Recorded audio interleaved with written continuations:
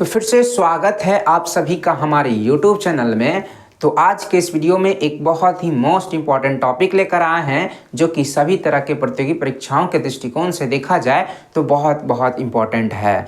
तो जैसा कि आप सभी को पता होगा कि हमारे भारतीय संविधान में वर्तमान समय में कुल 22 भाग, 12 अनुसूचियां और 395 अनुच्छेद है। तो आज के इस वीडियो में आपको 22 भाग के बारे में बताने वाले हैं कि 22 भाग कौन कौन से हैं, है ना, किस भाग में कौन कौन से विषय दिए हुए हैं, कहां से कहां अनुच्छेद दिए हुए हैं। जहां आपको ट्रिक का जरूरत पड़ेगा, है ना, वहां ट्रिक भी आपको बताएंगे ताकि आपको आसानी से सारा भाग जो है याद हो जाए, क्योंकि यहाँ से 22 भाग से कोई ना कोई क्वेश्चन जो है हर तरह के परीक्षाओं में देखने को मिलता है। तो भारतीय संविधान के भाग में इंटर करने से पहले आपको थोड़ा सा कुछ फैक्ट्स जो है भारतीय संविधान से जुड़ा हुआ, है ना, उसके बारे में आपको बताते हैं। तो जैसा कि आप सभी को इस बात का ध्यान होगा कि हमारा जो भारतीय संविधान है वो विश्व का सबसे बड़ा लिखित संविधान है। इस बात को आप याद रखेंगे कि हमारे देश का जो संविधान है वो विश्व में सभी देशों के तुलना में सबसे बड़ा लिखित संविधान माना जाता है, हमारा भारतीय संविधान,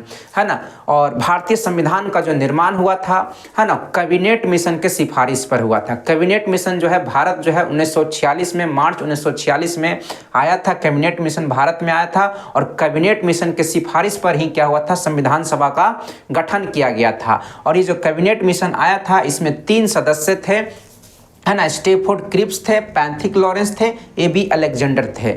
और ये इसके अध्यक्ष जो थे, कैबिनेट मिशन के अध्यक्ष थे, कौन थे? स्टेफोर्ड क्रिप्स जो थे ये आपके अध्यक्ष थे, आपके कैबिनेट मिशन के अध्यक्ष थे। तो इन बातों को याद रखेंगे। कैबिनेट मिशन के संस्तुति पर, सिफारिश पर जो है भारतीय संविधान का गठन किया गया। और भारतीय संविधान का गठन जो किया गया था जुलाई 1946 में किया गया था। कब किया गया था? भारतीय संविधान का गठन जो है, भारतीय संविधान सभा का गठन जो है जुलाई 1946 में किया गया, है ना। और इसका पहला बैठक याद रखेंगे, पहला बैठक जो हुआ था 9 दिसंबर 1946 को हुआ था। दूसरा बैठक जो हुआ था 11 दिसंबर 1946 को हुआ था।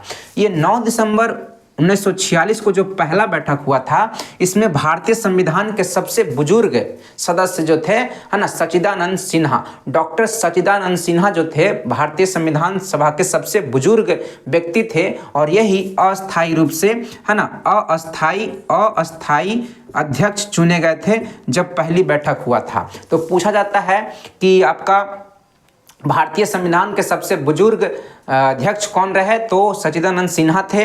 और आपका भारतीय संविधान के सभा के प्रथम अस्थायी अध्यक्ष कौन थे? तो सच्चिदानंद सिन्हा थे। एकदम ये सब पूछा जाता है क्वेश्चन। और दूसरा बैठक जो हुआ था 11 दिसंबर 1946 को संविधान सभा का बैठक हुआ था, है ना। इस बैठक में अस्थायी अध्यक्ष जो चुने गए थे वो डॉक्टर राजेंद्र प्रसाद थे। ये दोनों बिहार के ही थे। ये दोनों जो है अस्थायी सच्चिदानंद सिन्हा बने थे और अस्थायी डॉक्टर राजेंद्र प्रसाद बने थे। ये दोनों लोग जो है महान व्यक्ति बिहार से ही थे। तो ये बहुत इंपॉर्टेंट है। और बहुत समय लगा, 2 बरस 11 महीना 18 दिन का समय लगा भारतीय संविधान को लिखने में संविधान सभा के द्वारा। और फाइनली जो है 26 नवंबर 1949 को जो है संविधान सभा को अंगीकृत कर लिया गया, अपना लिया गया। और 26 नवंबर को ही हम लोग क्या करते हैं, संविधान दिवस के रूप में मनाते हैं। बहुत बार पूछा जा चुका है। और फाइनली जो है आपका 26 जनवरी 1950 को जो है 26 जनवरी 1950 को संविधान को क्या कर दिया गया, लागू कर दिया गया। संविधान को, भारतीय संविधान को 26 जनवरी 1950 को पूर्ण रूप से लागू कर दिया गया, जिसमें आपका 395 अनुच्छेद मूल रूप से था, 8 अनुसूची था। जब संविधान को लागू किया गया तो 12 अनुसूची नहीं था, 8 ही अनुसूची था, 395 अनुच्छेद था और आपका भाग जो था 22 ही था।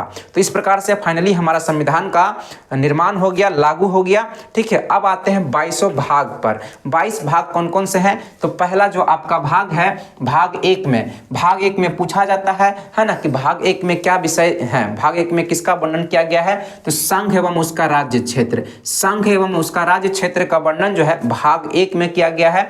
आर्टिकल जो है 1 से 4 तक, 1 से 4 तक जो है ना आपका आर्टिकल जो है अनुच्छेद जो है आर्टिकल अनुच्छेद 1 में जो है बताया गया है कि भारत जो है राज्यों का संघ है। इंडिया अर्थात भारत जो है राज्यों का संघ है ना। तो ये बहुत इंपॉर्टेंट आर्टिकल है। और भाग 1 में जो है संघ एवं उसका राज्य क्षेत्र का वर्णन किया गया है, अनुच्छेद 1 से 4 के बीच में बताया गया है। फिर दूसरा आपका है ना, पहला वाला तो आपको आसानी से याद होगा, सभी लोगों को कम से कम याद आता है। संघ है उसका राज्य क्षेत्र का वर्णन जो है किस भाग में किया गया है, तो भाग 1 में किया गया है। दूसरा आपको बताते हैं नागरिकता का वर्णन जो है ना भाग 2 में किया गया है। किसमें किया गया है? भाग 2 में किया गया है। अनुच्छेद 5 से 11 के बीच में जो है अनुच्छेद 5 से 11 के बीच में नागरिकता का वर्णन मिलता है। तो आपको याद क्या रखना है? नागपंचमी। क्या याद रखना है? नागपंचमी ये आपको है ना। नागपंचमी एक तरह का हमारे हिंदू धर्म का एक तरह का पर्व है, आप सभी को पता होगा नागपंचमी के बारे में। तो याद रखेंगे नाग मतलब क्या हो गया? नाग मतलब हो गया नागरिकता। नाग का मतलब क्या हो गया? नागरिकता हो गया। अब पंचमी मतलब 5 हो गया, 5 से 11 के बीच में, 5 से 11 याद रखेंगे। नागपंचमी से याद रखेंगे, नाग मतलब नागरिकता का वर्णन जो है आर्टिकल 5 से 11 के बीच में किया गया है और ये भाग 2 में बताया गया है। तीसरा आपका है मौलिक अधिकार, फंडामेंटल राइट का वर्णन जो है भाग 3 में किया गया है। किसमें किया गया है? भाग 3 में जो है मौलिक अधिकार का वर्णन किया गया है। भाग 3 में मौलिक अधिकार का वर्णन किया गया है। आर्टिकल 12 से 35 किसको नहीं याद होगा? सबको याद होगा कि हमारे भारतीय संविधान का जो मौलिक अधिकार का वर्णन है ना, 12 से 35 अनुच्छेद के बीच में है। ठीक है, तो ये बहुत ही मूलभूत बात है, ये सबको पता होना चाहिए। भाग 3 में जो है मौलिक अधिकार यानी कि मूल अधिकार का वर्णन किया गया है ना। हमारे भारतीय संविधान में जब बना था तो इसमें मौलिक अधिकारों की संख्या 7 हुआ करता था। कितना हुआ करता था? 7 हुआ करता था। लेकिन 44वां संविधान संशोधन 1978 के द्वारा है ना, 44वां संविधान संशोधन 1978 के द्वारा जो है संपत्ति के अधिकार को क्या कर दिया गया? हटा दिया गया। क्या कर दिया गया? हटा दिया गया। ठीक है, और हटा करके तो फाइनली 6 ही को मौलिक अधिकार है। कितने मौलिक अधिकार हैं? अब 6 हैं। वर्तमान समय में मौलिक अधिकारों की संख्या कितना है? 6 है, जिस पर हम लोग डिस्कशन करेंगे आगे जब आपका पूरा अनुच्छेद बताएंगे तब। ठीक है, तो मौलिक अधिकार किसमें? भाग 3 में है। फिर चौथा आपका नीति निर्देशक तत्व। नीति निर्देशक तत्व जो है भाग 4 में है। नीति निर्देशक तत्व किस में है? भाग 4 में है। अनुच्छेद 36 से 51 एकदम सही हो जाएगा। फिर आपका 4 का क, ये बहुत इंपॉर्टेंट है, बहुत बार परीक्षा में पूछा जाता है। ये जितना आप शुरू से देख रहे हैं सारा का सारा इंपॉर्टेंट है, लेकिन 4 का क जो है ना, ये मूल कर्तव्य। 4 का क जो भाग है इसमें मूल कर्तव्य आपका है ना, फंडामेंटल ड्यूटी के बारे में बताया गया है। अनुच्छेद 51 का क में इसका वर्णन किया गया है। तो ये बहुत इंपॉर्टेंट है, बहुत तरह के परीक्षाओं में ये सब बार बार पूछा जाता है। फिर आपका 5 नंबर है संघ जो है आपका भाग 5 में संघ यानी कि केंद्र सरकार है ना, भारत सरकार का, केंद्र सरकार का वर्णन किया गया है। संघ का वर्णन किया गया भाग 5 में किया गया है। आर्टिकल आता है 52 से 151। इसमें सबसे बड़ा भाग जो है भाग 5 है। सबसे बड़ा भाग पूछा जाएगा तो कौन सा है? भाग 5 है ना, संघ। ठीक है, और इसमें अनुच्छेदों की संख्या कुल कितना है? तो 100 अनुच्छेद है। कितने अनुच्छेद हैं? तो टोटल अनुच्छेदों की संख्या 100 है। ठीक है, फिर आपका 6 नंबर है राज्य। 6 नंबर क्या है? राज्य जो है भाग 6 में जो है राज्य का वर्णन किया गया है। 5 में संघ का वर्णन किया गया है, 6 में राज्य का वर्णन किया गया है। तो पहला में आपका बताए थे है ना, राज्य पहला में क्या है? संघ है वो उसका राज्य क्षेत्र है। दूसरा में नागरिकता, तीसरा में मौलिक अधिकार, चौथा में नीति निर्देशकता, तो 5वां में आपका क्या बताया? संघ। छठा भाग में आपका क्या है? छठा में आपका क्या है? राज्य का वर्णन किया गया है। छठा में किसका वर्णन किया गया है? राज्य का वर्णन किया गया है। आर्टिकल 152 से 237। ठीक, सातवां भाग जो है ये आपको निरस्त कर दिया गया है ना, आपका निरस्त कर दिया गया है। ये बहुत सारे परीक्षाओं में खासकर एसआई दरोगा में पूछा गया था कि निम्नलिखित में से किस भाग को जो है ना, किस अनुच्छेद को निरस्त कर दिया गया है। तो अनुच्छेद आपका है ना 238 को क्या कर दिया गया है? निरस्त कर दिया गया है। तो ये भाग 7 में क्या है? पहली अनुसूची के भाग ख के राज्य है ना, जिसको 238 को क्या कर दिया गया है? निरस्त कर दिया गया है, खत्म कर दिया गया है। तो याद रखेंगे भाग 7 में जो है ना, आर्टिकल 238 है जिसको निरस्त कर दिया गया है। फिर 8 में क्या है, संघ एवं उसका राज्य क्षेत्र। तो आपको याद रखना संघ एवं उसका राज्य क्षेत्र। तो संघ एवं राज्य क्षेत्र कहने का मतलब क्या हो गया, यूनियन टेरिटरीज के बारे में बोल रहा है, केंद्र शासित प्रदेश के बारे में बोल रहा है। तो केंद्र शासित प्रदेशों की संख्या कुल कितना है, 8 है। तो 8 से आपको याद रखना है कि भाग कितना, भाग 8 में जो है संघ एवं उसका राज्य क्षेत्र यानी कि केंद्र शासित प्रदेशों के शासन के बारे में लिखा गया है। ठीक है, तो 8 अभी वर्तमान में हमारे देश में क्या है, केंद्र शासित प्रदेश है। तो उसी तरह से याद रखना है कि 8 में क्या है, संघ एवं राज्य क्षेत्र यानी केंद्र शासित प्रदेशों का वर्णन किया गया है ना। इसमें आर्टिकल 239 से 242 आता है।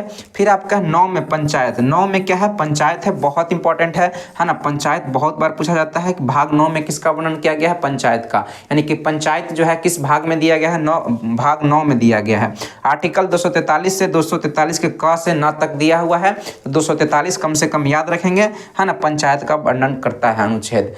तो जैसा कि आप लोगों को बताया कि भाग 9 में जो है पंचायत का वर्णन किया गया है। आपसे पूछेगा एग्जाम में कि पंचायत का वर्णन किस भाग में किया गया है, तो भाग 9 याद रखेंगे और अनुच्छेद 243 एकदम याद रखेंगे। उसके अलावा भाग 9 का क भी है और ख भी है, 2 को जोड़ा गया है, क ख करके 2 भाग और जोड़ा गया है। भाग क में जो है नगर पालिका का वर्णन किया गया है, ठीक है, और भाग 9 के ख में जो है सहकारी समितियों का वर्णन किया गया है। तो आपको यहाँ पे 3 बातें याद रखना है कि भाग 9 में जो है पंचायत का वर्णन किया गया है, भाग 9 के क में आपका नगर पालिका का वर्णन किया गया है, नगर निगम का वर्णन किया गया है, और 9 के ख में सहकारी समितियों के बारे में वर्णन किया गया है। यहाँ पे इंपॉर्टेंट यही हो जाता है, इसका अनुच्छेद उतना इंपॉर्टेंट नहीं है, ठीक है। वैसे आप एक नज़र देख सकते हैं, उतना इंपॉर्टेंट नहीं होता है, यहाँ से क्वेश्चन अनुच्छेद से कोई खास नहीं आता है, ठीक है। फिर आपका भाग 9 के बाद 10 पे आते हैं। भाग 10 में क्या है, अनुसूचित और जनजाति क्षेत्र का वर्णन किया गया है। भाग 10 में क्या है, अनुसूचित और जनजाति क्षेत्र का वर्णन किया गया है, बहुत इंपॉर्टेंट है। भाग 10 जो है, भाग 10 याद रखेंगे, अनुसूचित और जनजाति क्षेत्र का वर्णन जो है किस भाग में किया गया है, तो भाग 10 में किया गया है। आर्टिकल अनुच्छेद 244 से 244 क तक, 244 और 244 का क जो है आपका किससे संबंधित है, अनुसूचित और जनजाति क्षेत्र से संबंधित है, भाग 10।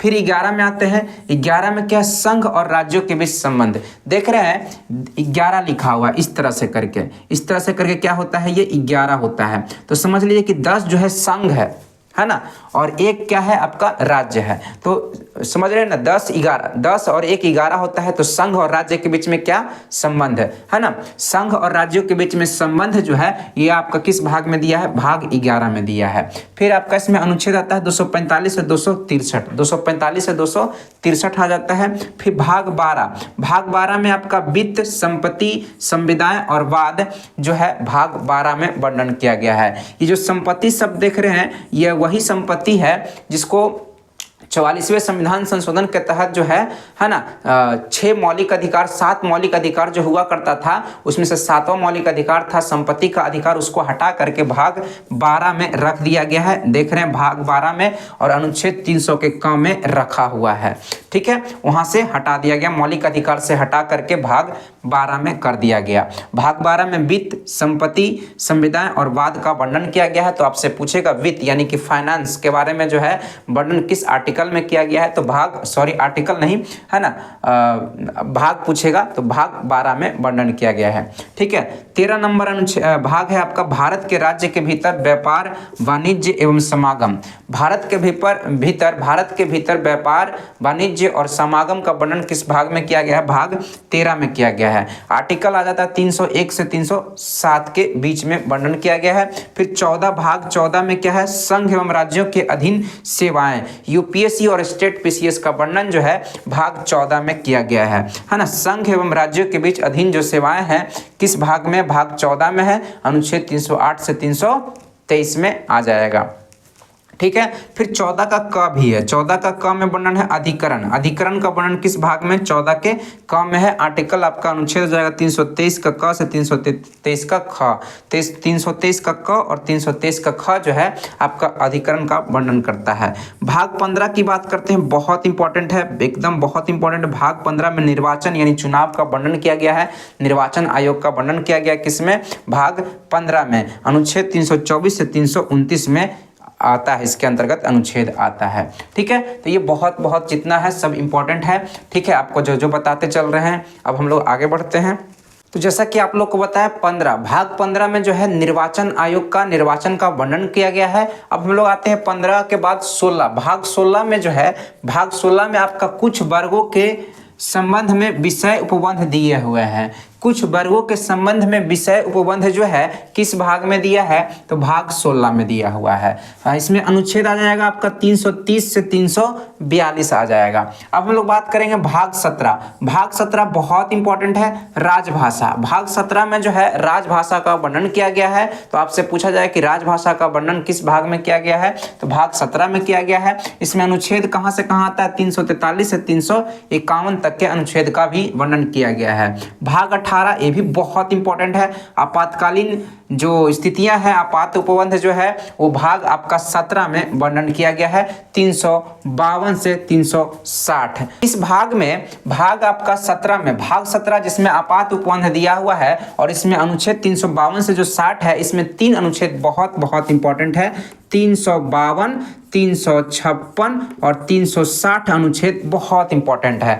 352 में जो है राष्ट्रपति शासन लागू होता है ना। राष्ट्रपति शासन लागू होता है बाहरी आक्रमण के कारण, जैसे पाकिस्तान भारत के बीच में युद्ध हो गया या भारत और चाइना के बीच में युद्ध हो गया, तो यहाँ पे क्या हो सकता है, आपातकालीन स्थिति के कारण क्या हो सकता है, राष्ट्रपति शासन लागू हो सकता है अनुच्छेद 352 के तहत। 356 में जो है राज्य में राष्ट्रपति शासन लागू होता है ना। किसी अशांति के कारण या किसी कारणवश जो है सरकार गिर जाने के कारण उस राज्य में क्या होता है, राज्य में राष्ट्रपति शासन लागू होता है 356 अनुच्छेद के तहत। और 360 में जो है ना वित्तीय आपात लगता है। वित्तीय आपात जो है, वित्तीय आपात का वर्णन जो है आर्टिकल 360 में आपात का वर्णन किया गया है 360 में। और भारत में पूछा जाता है कितनी बार वित्तीय आपात लगा है, तो एक बार भी नहीं वित्तीय आपात लगा है। तो तीनों अनुच्छेद बहुत इंपॉर्टेंट है, यानी कि आपात उपबंध का वर्णन भाग 18 में किया गया है और ये तीनों अनुच्छेद आपको याद रखना है। 352 में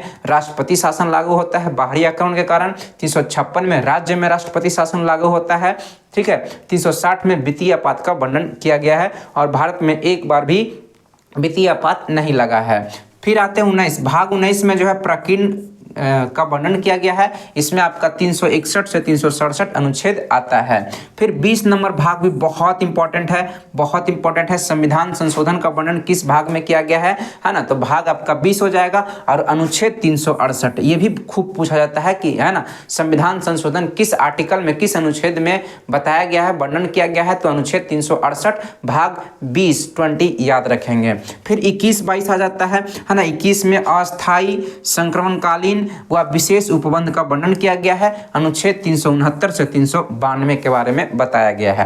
फिर भाग 22 में जो है संक्षिप्त नाम, प्रारंभ, हिंदी में प्राधिकृत पाठ और निरसन, इन सब का वर्णन जो है भाग 22 में किया गया है। 393 से 395 अनुच्छेद है।